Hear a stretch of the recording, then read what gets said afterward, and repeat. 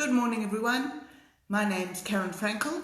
I'm coming to you from my new home studio. You can see my paintings up around me. I'm very excited. It's only just been finished. I'm quite nervous about my first live broadcast. So please let me know how it's going, how you can if you can hear me. I know there's a bit of an echo in the studio, which I will be rectifying quite soon. I'd love to know if you're on board.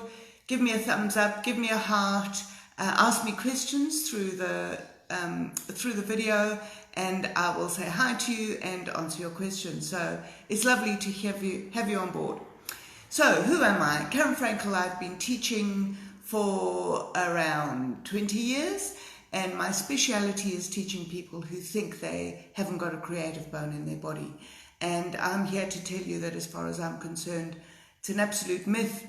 And I have spent the last number of years showing people how to be creative, giving them techniques as well. But for this particular video, the first one out of the box is all about 5 tips to get those creative juices flowing, even if you don't think you're creative. I'm a painter, I'm a drawer, so these can be applied to any medium. And you'll find out that sometimes no medium at all. So welcome on board. Okay, let's get down to it. 5 creative tips. The first tip I have for you is draw without the intention of finishing. And I know that sounds really quite strange. However, usually we set out to draw or paint a finished picture, and sometimes that puts too much pressure on ourselves. We have an expectation of what it might look like at the end, and we pressure ourselves in that way, and then we start finding out or start choosing to believe that it's either good or bad, and we judge things even before it gets to that end. So if you draw without the intention of actually finishing, you leave yourself open to just enjoy the process. You can finish things later. You can just draw a little bit, but nonetheless draw for the pleasure of that process, whatever that may involve. So really important one, don't have that expectation in mind of the end result. To begin to get your creative juices flowing. Sometimes you can just draw for the pleasure or paint for the pleasure of doing it. And if you're even playing an instrument, just play for the pleasure of playing and not necessarily to perfect a piece. So, first tip, draw without the intention of finishing, or be creative without the intention of finishing. Next tip, observe things as if you are going to draw them or paint them. So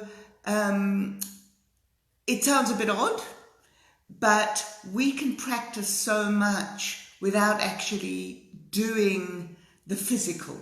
Your brain is very good at understanding lots of things, and I'm not sure if you've heard, there's a tip for practicing sport, where you practice your form in your head, and apparently your brain doesn't know the difference between what you're thinking and imagining and what you're really doing, and it's a very, very good way of getting your brain to practice. So in the creative sense, what you can practice is actual observation, and half of creativity is, or half of being able to draw and paint is observation. It's based on careful observation instead of what your brain is telling you things look like. So I know that applies mostly to realistic drawing, but you will see that this type of observation will lead to all your abstract thinking, all your doodling. It's all based on what you have looked at. So how do you go about practicing without actually doing? First thing, half close your eyes. I know that sounds a bit silly, because you need to see, if you're observing, surely you need to see all the details and everything like that. But for our purposes, and often when I'm actually doing the work, half closing your eyes knocks out all the detail. And in the first instance, you don't want to see detail, you want to see general shapes of light things, general shapes of where the darkest dark is, the shapes between branches of a tree, all of those sorts of things. So if you half close your eyes, and I had a lovely teacher once tell me, I can see we have one person watching and I can't see who it is because I'm not yet sure. 2 people watching, so please give me a comment so I can see who you are. This is very exciting for my first live post. Okay, so half closing your eyes means half closing them and looking through your eyelashes. It doesn't mean squinting your eyes like this so that you get a strain in your face. So you're just stopping some of the light getting into your eyes so that you can see basic shapes. And then you don't have to worry about the detail. So it's a really nice way of looking at the world around you. Maybe some people might think you're a bit strange half closing your eyes all the time. You don't have to do it all the time. Look at the shapes between objects. We call it negative shape. Many of you may know that, but it doesn't matter if you don't know the name for it. Observe things that you don't usually look at. If you're sitting in a cafe having coffee, look at the shape between the 2 people sitting at the next table rather than looking at the actual table. Look at the shapes between the coffee handle and the coffee mug handle and the coffee cup itself. Look at the shape of the intersection of the flowers in a vase. So there's all these shapes that you can look at that you wouldn't ordinarily see, and what they're doing is they're honing your creative skills, they're practicing how you observe, and then you begin to take those things into your work. Hi Pauline, thanks, nice to have you on board. Yes, it is absolutely exciting, and I am committing to doing live videos every Friday at 10 a.m. Yeah, there, I've said it, and now I'm committed, so nice to have you on board. Okay, so that's number 2. Number 3, draw or paint, but whatever it is, make a mark without actually leaving a mark. So this time you're going to use just your finger or a stick or a teaspoon or whatever you have at hand that's not going to leave a mark. So in this case, not a paintbrush loaded with paint, not a pencil, and you're literally, I'm doing it in the air, but you can do that on a table, on your computer, on the back of a chair, on your thigh. It really, really doesn't matter. And what you're going to do this time is draw, sort of, with your finger, and you're going to draw all those observations that you made in the previous one. So you're going to have your eyes follow around a shape, and you're simply going to draw around those shapes with your finger. So you're not even leaving a mark, you're just translating your observation to an imaginary line. And believe it or not, that will also get into your head. It will be a practice of transferring your observation, especially those interesting observations that you don't usually make. Don't assume that a leaf, just looks like that. Actually draw around on your leg. I'm looking at my studio at some beautiful nasturtium leaves, and those nasturtium leaves are definitely not our typical leaf shapes, and I can just sit and draw around. So I'm stopping talking because I find it quite difficult to draw and look at the line and draw at the same time as talking. So a beautiful way of getting creative without being scared of the result or anybody else seeing it. Number 4, don't wait for inspiration. Draw whatever you have in front of you. So many people say, oh, I can't draw or I can't paint today because I'm not feeling very inspired, or I haven't got an inspiring subject. I have to set up my still life. I have to get somebody to model for me. I have to go to a beautiful place. I have to look at the sunset. I have to find these things before I can be creative. And that's nonsense. Sorry to be harsh, but you have to start somewhere. So draw whatever's in front of you. Draw the dirty dishes before you've washed them up. Draw the mug that you just had coffee. Draw the TV. Draw anything you like. And you will find that the practice of doing that, or paint whatever you like, drawing is useful because it's quick and easy, so that's why I keep on referring to drawing, but they can then be translated into paintings. Draw whatever you have in front of you. Every single thing that is in front of you is made up of a collection of shapes and tones and lines and textures, and has everything you need to be able to practice your drawing and getting creative.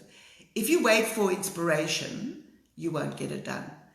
If you wait for inspiration and the inspiring sunset arrives, you won't have a clue how to deal with it. Or you'll see a beautiful vase of flowers in a friend's home, or you've been lucky enough to receive some flowers.